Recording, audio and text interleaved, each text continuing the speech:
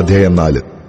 പ്രവാചക ശിഷ്യന്മാരുടെ ഭാര്യമാരിൽ ഒരുത്തി എലീശായോട് നിലവിളിച്ചു, നിന്റെ ദാസനായ എന്റെ ഭർത്താവ് മരിച്ചുപോയി. നിന്റെ ദാസൻ യഹോവ ഭക്തനായിരുന്നു എന്ന് നിനക്കറിയാമല്ലോ. ഇപ്പോൾ കടക്കാരൻ എന്റെ 2 മക്കളെ പിടിച്ച് അടിമകളാക്കുവാൻ വന്നിരിക്കുന്നു എന്ന് പറഞ്ഞു. എലീശ അവളോട്, ഞാൻ നിനക്ക് വേണ്ടി എന്തു ചെയ്യണം പറക, വീട്ടിൽ നിനക്ക് എന്തുള്ളൂ എന്ന് ചോദിച്ചു. ഒരു ഭരണി എണ്ണയല്ലാതെ അടിയന്റെ വീട്ടിൽ മറ്റൊന്നുമില്ല എന്ന് അവൾ പറഞ്ഞു. അതിന് അവൻ, നീ ചെന്ന് നിന്റെ അയൽക്കാരോടൊക്കെയും വെറും പാത്രങ്ങൾ വായ്പ വാങ്ങുക, പാത്രങ്ങൾ കുറവായിരിക്കരുത്.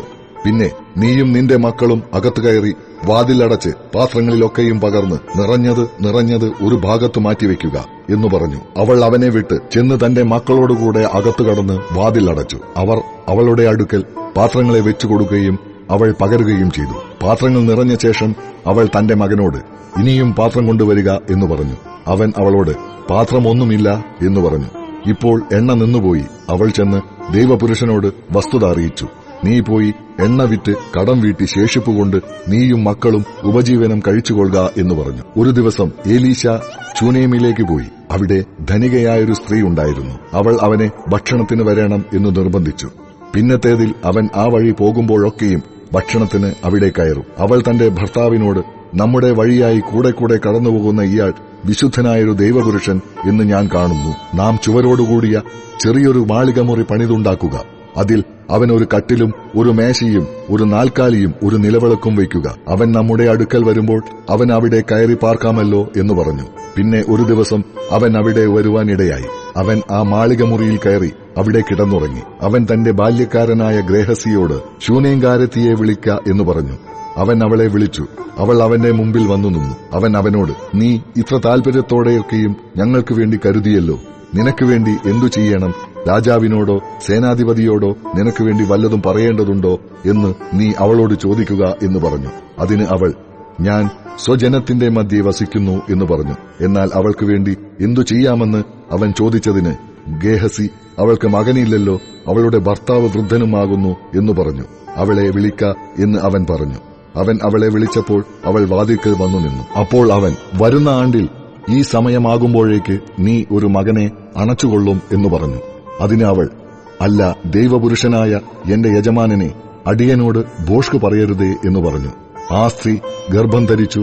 പിറ്റേ ആണ്ടിൽ എലീശ അവളോട് പറഞ്ഞ സമയത്തു തന്നെ ഒരു മകനെ പ്രസവിച്ചു. ബാലൻ വളർന്നപ്പോൾ ഒരു ദിവസം അവൻ കൊയ്ത്തുകാരോടുകൂടെ ഇരുന്ന തന്റെ അപ്പന്റെ അടുക്കൽ ചെന്നു. അവൻ അപ്പനോട്, എന്റെ തല എന്ന് പറഞ്ഞു. അവൻ ഒരു ബാല്യക്കാരനോട്, ഇവനെ എടുത്ത് അമ്മയുടെ അടുക്കൽ കൊണ്ടുപോക എന്ന് പറഞ്ഞു. അവൻ അവനെ എടുത്ത് അവന്റെ അമ്മയുടെ അടുക്കൽ കൊണ്ടുചെന്നു. അവൻ ഉച്ചവരെ അവളുടെ മടിയിൽ ഇരുന്ന ശേഷം മരിച്ചുപോയി. അപ്പോൾ അവൾ കയറിച്ചെന്ന് അവനെ ദൈവപുരുഷന്റെ കട്ടിലിൽ കിടത്തി. വാതിലടച്ച് പുറത്തിറങ്ങി. പിന്നെ അവൾ തന്റെ ഭർത്താവിനെ വിളിച്ച്, ഞാൻ വേഗത്തിൽ ദൈവപുരുഷന്റെ അടുക്കലോളം പോയി വരേണ്ടതിന് എനിക്ക് ഒരു ബാല്യക്കാരനെയും ഒരു കഴുതയെയും അയച്ചു തരണമേ എന്ന് പറഞ്ഞു. അതിന് അവൻ, ഇന്ന് നീ അവന്റെ അടുക്കൽ പോകുന്നത് എന്തിന്? ഇന്ന് അമാവാസിയല്ല, ശബ്ബത്തും അല്ലല്ലോ എന്ന് പറഞ്ഞു. വേണ്ടതില്ല എന്ന് അവൾ പറഞ്ഞു. അങ്ങനെ അവൾ കഴുതപ്പുറത്ത് കോപ്പിട്ട് കയറി ബാല്യക്കാരനോട്, നല്ലവണ്ണം തെളിച്ചുവിടുക, ഞാൻ പറഞ്ഞതല്ലാതെ വഴിയിൽ എവിടെയും നിർത്തരുത് എന്ന് പറഞ്ഞു. അവൾ ചെന്ന് കർമ്മേൽ പർവ്വതത്തിൽ ദൈവപുരുഷന്റെ അടുക്കലെത്തി. ദൈവപുരുഷൻ അവളെ ദൂരത്ത് കണ്ടപ്പോൾ തന്റെ ബാല്യക്കാരനായ ഗേഹസിയോട്, അതാ ചൂനേംകാരത്തി വരുന്നു, നീ ഓടിച്ചെന്ന് അവളെ എതിരേറ്റ്, സുഖം തന്നെയോ, ഭർത്താവ് സുഖമായിരിക്കുന്നുവോ, ബാലന് സുഖമുണ്ടോ എന്ന് അവളോട് ചോദിക്കണം എന്ന് പറഞ്ഞു. സുഖം തന്നെ എന്ന് അവൾ പറഞ്ഞു. അവൾ പർവ്വതത്തിൽ ദൈവപുരുഷന്റെ അടുക്കലെത്തിയപ്പോൾ അവന്റെ കാൽ പിടിച്ചു. ഗേഹസി അവളെ മാറ്റുവാൻ അടുത്തു ചെന്നാറേ, ദൈവപുരുഷൻ, അവളെ വിടുക, അവൾക്ക് വലിയ മനോവ്യസനമുണ്ട്, യഹോവ അത് എന്നെ അറിയിക്കാതെ മറച്ചിരിക്കുന്നു എന്ന് പറഞ്ഞു. ഞാൻ യജമാനനോട് ഒരു മകനെ ചോദിച്ചിരുന്നുവോ? എന്നെ ചതിക്കരുതേ എന്ന് ഞാൻ പറഞ്ഞില്ലയോ എന്ന് അവൾ പറഞ്ഞു. ഉടനെ അവൻ ഗേഹസിയോട്, നീ അരകെട്ടി എന്റെ വടിയും കൈയിലെടുത്തു പോക. നീ ആരെങ്കിലും കണ്ടാൽ വന്ദനം ചെയ്യരുത്. നിന്റെ വന്ദനം ചെയ്താൽ പ്രതിവന്ദനം പറയുകയുമരുത്. എന്റെ വടി ബാലന്റെ മുഖത്ത് വെക്കണം എന്ന് പറഞ്ഞു. എന്നാൽ ബാലന്റെ അമ്മ, യഹോവയാണ്, നിന്റെ ജീവനാണ്, ഞാൻ നിന്നെ വിടുകയില്ല എന്ന് പറഞ്ഞു. അങ്ങനെ അവർ എഴുന്നേറ്റ് അവളോടുകൂടെ പോയി. ഗേഹസി അവർക്ക് മുമ്പായി ചെന്ന് വടി ബാലന്റെ മുഖത്ത് വെച്ചു. എങ്കിലും ഒരു അനക്കമോ ഉണർച്ചയോ ഉണ്ടായില്ല. അതുകൊണ്ട് അവൻ അവനെ എതിരേൽപ്പാൻ മടങ്ങിവന്നു. ബാലൻ ഉണർന്നില്ല എന്ന് അറിയിച്ചു.